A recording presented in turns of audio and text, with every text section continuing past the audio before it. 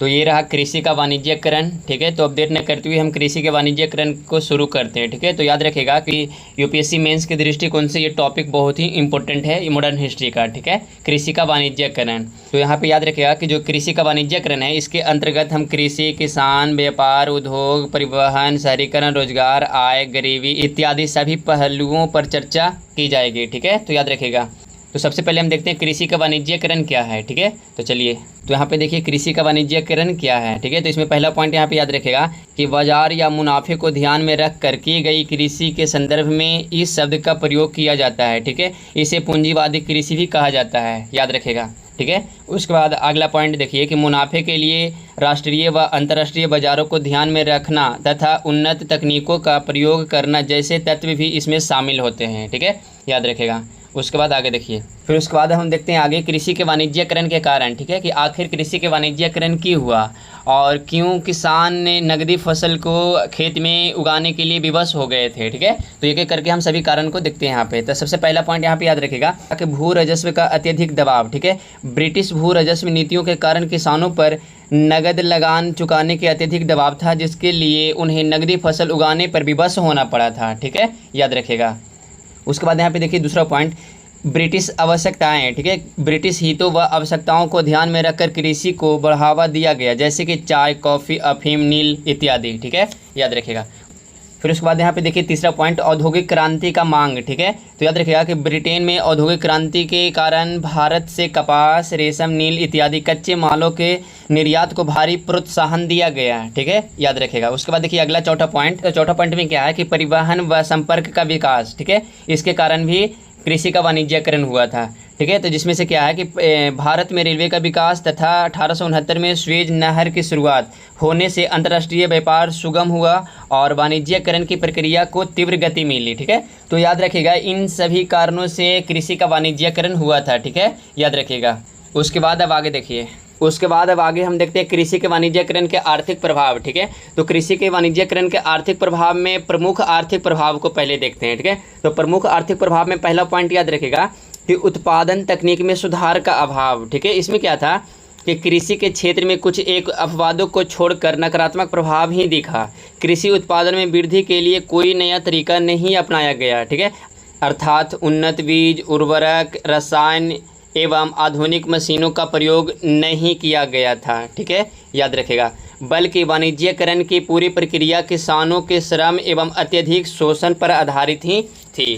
ठीक है, याद रखेगा। उसके बाद प्रमुख आर्थिक प्रभाव में दूसरा पॉइंट यहाँ पे देखिए कि अनुसंधान व लाभ से प्राथमिक उत्पादक वंचित। ठीक है, याद रखेगा। इसमें क्या था कि कृषि अनुसंधान को कोई बढ़ावा नहीं दिया गया। वास्तव में राष्ट्रीय और अंतर्राष्ट्रीय बाजार तक भारतीय उत्पादों को पहुंचाने का लाभ प्राथमिक उत्पादकों या किसानों को नहीं मिला, बल्कि इसका पूरा लाभ भारतीय बिचौलियों एवं ब्रिटिश व्यापारियों को मिला था। ठीक है, याद रखेगा। उसके बाद यहाँ पे देखिए तीसरा पॉइंट, छोटे किसानों का नुकसान। ठीक है, इसमें क्या था कि वाणिज्यकरण से छोटे किसानों को अत्यधिक नुकसान हुआ, हालांकि अपेक्षाकृत बड़े एवं मध्यम श्रेणी के किसानों के लिए बहुत कुछ हद तक लाभदायक भी रहा। ठीक है, याद रखेगा। उसके बाद यहाँ पे देखिए चौथा पॉइंट, राष्ट्रीय व अंतर्राष्ट्रीय बाजार का निर्माण। ठीक है, इसमें क्या था कि वाणिज्यकरण की प्रक्रिया के कारण अंतर्राष्ट्रीय स्तर पर कृषि बाजार का निर्माण हुआ और अंतर्राष्ट्रीय बाजारों में भी भारतीय उत्पादों को सीधी पहुंच स्थापित हुई। ठीक है, याद रखेगा। उसके बाद यहाँ पे देखिए पांचवा पॉइंट, परिवहन साधनों का विकास। ठीक है, इसमें क्या था, कच्चे मालों को कम समय में बंदरगाहों तक पहुँचाने के लिए रेलवे व सड़कों जैसे उन्नत परिवहन साधनों के विकास पर विशेष ध्यान दिया गया। ठीक है, याद रखेगा। आगे चल के हम पढ़ेंगे रेलवे का विकास। ओके, उसके बाद यहाँ पे देखिए छठा पॉइंट है। ठीक है, तो छठा पॉइंट में क्या है कि कच्चे मालों का निर्यात व पारंपरिक उद्योगों का पतन। ठीक है, इसमें क्या है कि वाणिज्यकरण के कारण भारत से कच्चे मालों का निर्यात बढ़ा। ठीक है, जिससे पारंपरिक भारतीय हस्तशिल्प व ग्रामीण कुटीर उद्योगों का भारी नुकसान हुआ। ठीक है, याद रखेगा। हथकरघा वगैरह और कुटीर उद्योग का यहाँ पे पतन हुआ था। ठीक है, याद रखेगा। हस्तशिल्प जितना भी उद्योग था सबका पतन हो गया था, नुकसान हो गया था। उसके बाद यहाँ पे देखिए सातवां पॉइंट। ठीक है, तो सातवां पॉइंट में क्या है कि व्यापार की प्रकृति में औपनिवेशिक बदलाव हुआ। ठीक है, इसमें क्या है, इसके अंतर्गत देखिए कि भारत में विदेशी व्यापार की प्रकृति पूरी तरह बदल गई। भारत प्राथमिक वस्तुओं व कच्चे माल का निर्यातक और ब्रिटेन के निर्मित औद्योगिक माल का आयातक बन गया। ठीक है, याद रखिएगा।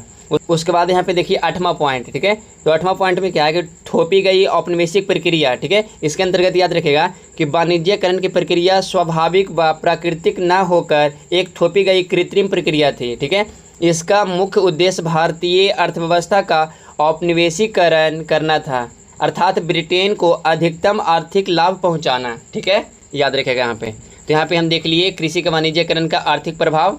ठीक है, अब उसके बाद आगे देखिए।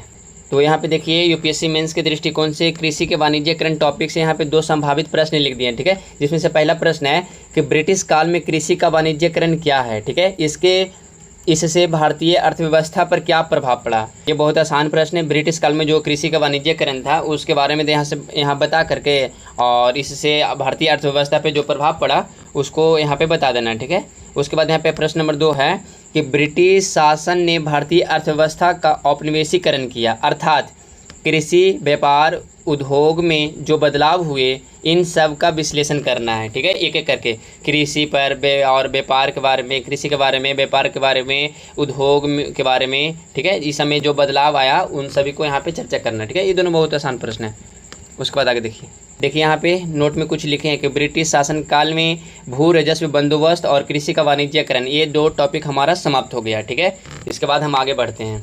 तो ये जो कृषि का वाणिज्यकरण है आज के क्लास में हम लोग पढ़े, और ये भू राजस्व बंदोबस्त है ये कल के क्लास में पढ़े थे हम, पिछले क्लास नंबर 5 में। ठीक है, याद रखें, उसमें हम लोग पढ़े थे जमींदारी व्यवस्था, रैयतवारी व्यवस्था, महलवारी व्यवस्था। ठीक है, याद रखिएगा। उसके बाद आगे चलते हैं। के बाद यहाँ पे देखिए कृषि के वाणिज्यकरण टॉपिक जो था उसके निष्कर्ष के तौर पे हम यहाँ पे देखते हैं कि ब्रिटिश काल में भारतीय कृषि के पिछड़ेपन के कारण। ठीक है, तो यहाँ पे याद रखिएगा कि ब्रिटिश काल में भारतीय कृषि के पिछड़ेपन का क्या कारण था। इसमें से पहला पॉइंट यहाँ पे याद रखिएगा कि अत्यधिक भू राजस्व व निवेश की अपेक्षा करना। ठीक है, तो इसके अंतर्गत याद रखिएगा कि सरकार द्वारा अत्यधिक मात्रा में भू राजस्व वसूलना और कृषि में पुनर्निवेश की पूर्ण अपेक्षा करना। ठीक है, सबसे ज़्यादा पैसा सरकार ले रही थी परंतु कृषि विकास में खर्च नहीं कर रही थी। ठीक है, याद रखिएगा। उसके बाद आगे देखिए। उसके बाद यहाँ पे दूसरा पॉइंट देखिए कि जमींदारों व महाजनों द्वारा निवेश न करना। ठीक है, इसके अंतर्गत याद रखिएगा कि जमींदार और महाजन केवल लगान का ब्याज वसूलते थे, भूमि की गुणवत्ता सुधारने में कोई निवेश नहीं करते थे। ठीक है, याद रखिएगा। उसके बाद आगे देखिए यहाँ पे तीसरा पॉइंट। तो तीसरा पॉइंट में क्या है कि किसानों के पास अधिशेष का अभाव। ठीक है, इसके अंतर्गत याद रखिएगा कि किसानों के पास इतना अधिशेष नहीं बचता था कि वे निवेश कर सके। बेहतर उत्पादन होने पर भी सारा मुनाफा महाजन, जमींदार और बिचौलियों हड़प लेते थे। ठीक है, याद रखिएगा। उसके बाद यहाँ पे देखिए चौथा पॉइंट। ठीक है, तो चौथा पॉइंट में याद रखिएगा कि भूमि पर जनसंख्या का बढ़ता दबाव। ठीक है, तो इसके अंतर्गत में एक पॉइंट याद रखिएगा कि औद्योगिकीकरण के कारण हस्तशिल्पों का कृषि की ओर पलायन हुआ तथा भूमि छोटे छोटे टुकड़ों में विभाजित या खंडित होती गई। ठीक है, याद रखिएगा। उसके बाद यहाँ पे देखते हैं 5वां पॉइंट। ठीक है, तो 5वां पॉइंट में याद रखिएगा कि आधुनिक तकनीकों का प्रयोग न होना। ठीक है, इसमें क्या है कि भारतीय कृषि पारंपरिक उपकरणों व वर्षा पर ही निर्भर रहती थी। ठीक है, ये भी एक कारण है भारतीय कृषि के पिछड़ने का। उसके बाद आगे देखिए। उसके बाद यहाँ पे 6ठा पॉइंट देखिए कि किसानों पर करों का अत्यधिक बोझ। ठीक है, ये भी एक कारण था भारतीय कृषि के पिछड़ेपन का, याद रखिएगा। ठीक है, तो उसके बाद यहाँ पे देखिए कि अत्यधिक लगान, उपकर व ऋण ब्याज का दोहरा दबाव। ठीक है, याद रखिएगा। उसके बाद आगे देखिए। उसके बाद यहाँ पे 7वां पॉइंट याद रखिएगा कि प्रति व्यक्ति उत्पादन में भारी गिरावट। ठीक है, 20वीं सदी के प्रथम दशक में कृषि उत्पादकता में 14% तक की गिरावट दर्ज की गई थी। ठीक है, याद रखिएगा। उसके बाद अब आगे देखिए। उसके बाद यहाँ पे थोड़ा सा रिवीजन कर लेते जो अभी अभी हम पढ़े कृषि के वाणिज्यकरण। ठीक है, तो कृषि के वाणिज्यकरण टॉपिक जो हम पढ़ लिए उसको हम यहाँ पे शॉर्ट में रिवीजन कर लेते। ठीक है, तो कृषि का वाणिज्यकरण क्या है, तो बाजार व मुनाफे पर आधारित कृषि। और ये क्यों हुआ था वाणिज्यकरण, कृषि का वाणिज्यकरण, तो नकदी लगान के कारण, कच्चा माल व स्वीज नहर। ठीक है, आर्थिक प्रभाव भी देखे हम लोग कि उद्योगों का पतन हुआ, ऋण जाल में फंसे किसान। ठीक है, उसके बाद यहाँ पे कृषि का पिछड़ापन भी देख लिए कि निवेश का अभाव, 14% का गिरावट। ठीक है, तो कृषि के वाणिज्यकरण टॉपिक को हम यूपीएससी प्रीलिम्स और मेंस के दृष्टिकोण से बहुत अच्छे से विस्तार से देख लिए। ठीक है, लेकिन फिर भी हम यहाँ पे कृषि के वाणिज्यकरण इस टॉपिक को प्रीलियम यूपीएससी प्रीलियम्स के दृष्टिकोण से फैक्ट के माध्यम से यहाँ पे देखेंगे संक्षिप्त में, ठीक है, इंपॉर्टेंट, ताकि यूपीएससी प्रीलियम्स में इससे क्वेश्चन आए तो यहाँ पे हमारा सोल्व हो जाए, ठीक है। तो यहाँ पे याद रखेगा, इसका सबसे पहले अर्थ समझिए, कृषि के वाणिज्यकरण का अर्थ, ठीक है, नगदी फसलों के उत्पादन को बढ़ावा दिया गया था इसमें, ठीक है, खदान फसलों के नहीं, ठीक है। उसके बाद आगे देखिए, तो यहाँ पे नगदी फसल में कौन कौन आता है, यहाँ पे हम बता दिए हैं कि नगदी फसल में कपास, नील, जूट, पटसन, चाय, अफीम, गन्ना, ये सब हमारा नगदी फसल है, ठीक है, याद रखिएगा। तो इन सभी नगदी फसल से व्यापारिक कंपनियों को अधिक से अधिक व्यापारिक मुनाफा हुआ था, ठीक है, याद रखिएगा। और कंपनी का लक्ष्य ही था कि अधिक से अधिक व्यापारिक लाभ कमाना है, ठीक है, याद रखिएगा। उसके बाद अब आगे देखिए यहाँ पे, क्योंकि इन नगदी फसलों को उत्पादन करके बाहर के बाज़ारों में बेचने से कंपनी को बहुत अधिक मुनाफा हो रहा था, ठीक है, याद रखिएगा। इसलिए नगदी फसल उत्पादन करने के लिए कृषि को बाध्य करते थे, ठीक है, और इसका सारा पैसा हड़प लेते थे, किसानों को नहीं देते थे ज़्यादा। उसके बाद अब आगे देखिए, यहाँ पे नोट में एक पॉइंट याद रखिएगा कि जब हम भू राजस्व व्यवस्था में जमींदारी व्यवस्था, रैयतबाड़ी व्यवस्था, महलबाड़ी व्यवस्था पढ़ा था, तो उसमें ये निर्धारित किया गया था कि भूमि का स्वामी कौन होगा और भू राजस्व। लेकिन कृषि के वाणिज्यकरण में ये निर्धारित किया गया कि खेत में फसलें कैसी होगी, ठीक है, याद रखिएगा। उसके अब हम देखते हैं कृषि के वाणिज्यकरण के कारण, ठीक है, आखिर इसका क्या कारण था जिसके कारण कृषि के वाणिज्यकरण हुआ, जिसमें से पहला पॉइंट याद रखिएगा कि भू राजस्व व्यवस्था और कृषि का वाणिज्यकरण, ठीक है, दोनों का उद्देश्य अधिक से अधिक लाभ कमाना था, भू राजस्व या आय को बढ़ावा देना था, ठीक है, याद रखिएगा। उसके बाद यहाँ पे दूसरा पॉइंट याद रखिएगा कि ब्रिटेन में इंडस्ट्रियल रिवोल्यूशन यानी कि औद्योगिक क्रांति चल रही थी, ठीक है, तो उस समय तो वहाँ के औद्योगिक इकाइयों को कच्चे माल जैसे कि नील, कपास और जूट वगैरह की बहुत आवश्यकता थी, ठीक है, जिसके कारण से कृषि का वाणिज्यकरण हुआ था, याद रखिएगा। उसके बाद यहाँ पे तीसरा पॉइंट याद रखिएगा कि इनको अंतर्राष्ट्रीय व्यापार संतुलन को अपने पक्ष में करना था, ठीक है। तो मान लीजिए यहाँ पे भारत है, यहाँ पे चीन है, यहाँ पे लंदन है, ठीक है, तो भारत से चीन अफीम भेजना शुरू किया, ठीक है, और उसके बाद चीन से लंदन चाय भेजना शुरू किया, ठीक है, और भारत से चाय लंदन भी भेजना शुरू किया, ठीक है, याद रखिएगा। और ये जो चाय है नगदी फसल है, ठीक है, याद रखिएगा। यहाँ पे नोट में लिख दिए हैं कि चीन से लंदन चाय जाता था, ये दिमाग लगा रहे थे कि ये चाय हमें मुफ्त में मिल जाए, ठीक है, तो भारत से चीन अफीम भेजना शुरू किया, ठीक है, उस पैसे से इन्होंने चाय लंदन में शिफ्ट कर लिया, ठीक है, भारत से भी लंदन चाय ली, याद रखिएगा। यहाँ पे त्रिकोणीय व्यापार याद रखिएगा, ठीक है, तो इसके अंतर्गत में क्या हुआ था कि अंतर्राष्ट्रीय व्यापार संतुलन लंदन के पक्ष में चला गया, ठीक है। उसके बाद लंदन को चीन में पैसा देने की ज़रूरत नहीं थी, क्योंकि भारत से अफीम भेज रहा था चीन में और चीन से ले रहा था लंदन चाय, ठीक है, मुफ्त में, पैसा भेजने की ज़रूरत नहीं थी, क्योंकि उसके बदले में यहाँ पे अफीम चीन को दे रहा था, भारत से यहाँ पे अफीम दे रहा था चीन को, ठीक है, फिर यहाँ पे चीन से लंदन चाय लेने लगा, ठीक है, मुफ्त में, क्योंकि चाय के पैसे के बदले में यहाँ पे अफीम दे रहा था भारत से चीन को, ठीक है, याद रखिएगा। और यहाँ पे भारत से भी यहाँ पे लंदन चाय पहुँचाने लगा, यानी ले जाया जाने लगा, ठीक है, याद रखिएगा। उसके बाद अब आगे देखिए, अब उसके बाद यहाँ पे देखिए कि उपरयुक्त जो 3 कारण था ऊपर में कृषि के वाणिज्यकरण के, ये 3 ठोस कारण थे, ठीक है, याद रखना है। उसके बाद यहाँ पे नोट नंबर 1 में पहला पॉइंट याद रखिएगा चाय के बारे में, ठीक है, तो असम की चाय बहुत अधिक फेमस थी, असम में चाय बागान रखा 1835 में, ठीक है, यहीं असम में चाय कंपनी बनी 1838 में, ठीक है, याद रखिएगा। देखिए चाय बागान और चाय कंपनी, ठीक है, इन दोनों में ब्रिटिश पूंजी लगी थी, याद रखिएगा। उसके बाद यहाँ पे देखिए चाय का बागान और चाय की कंपनी बनी 1838 में त्रिकोणीय व्यापार के कारण, ठीक है, यहाँ पे याद रखिएगा। उसके बाद आगे देखिए, यहाँ पे 2 नंबर पॉइंट याद रखिएगा अफीम के बारे में, ठीक है, तो अफीम के बारे में यहाँ पे देखिए कि वारेन हेस्टिंग्स ने कंपनी के अधिकार में अफीम की खेती शुरू कर दिया, ठीक है, कंपनी के अलावा कोई नहीं कर सका था, ठीक है। उसके बाद यहाँ पे आगे देखिए, क्योंकि यह नगदी फसल था, मुनाफा अधिक देता था, ठीक है। यहाँ पे एक पॉइंट याद रखिएगा कि जो अफीम है, अफीम का लिंक है त्रिकोणीय व्यापार से, ठीक है, याद रखिएगा।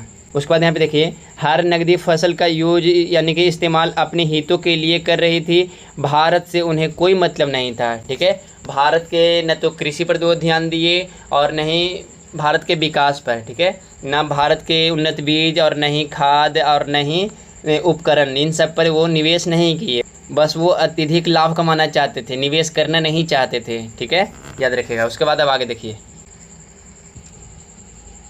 तो यहाँ पे याद रखिएगा कपास के बारे में, ठीक है, दक्कन का क्षेत्र, यहाँ पे काली मिट्टी, ठीक है, कैसे कपास कैसे काली मिट्टी, और कपास के लिए मिट्टी याद रखिएगा काली मिट्टी, ठीक है।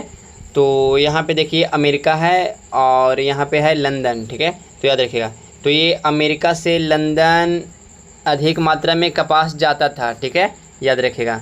उसके बाद यहाँ पे अमेरिका के बारे में याद रखिएगा कि एक बार अमेरिका में गृह युद्ध हो गया था, तो कपास की सप्लाई बंद हो गया था, ठीक है। तो इस स्थिति में लंदन ने भारत की कंपनी को कहा कि कपास पर अधिक ध्यान दो, ठीक है, और इन्होंने कपास की खेती को बढ़ावा देने लगा, याद रखिएगा।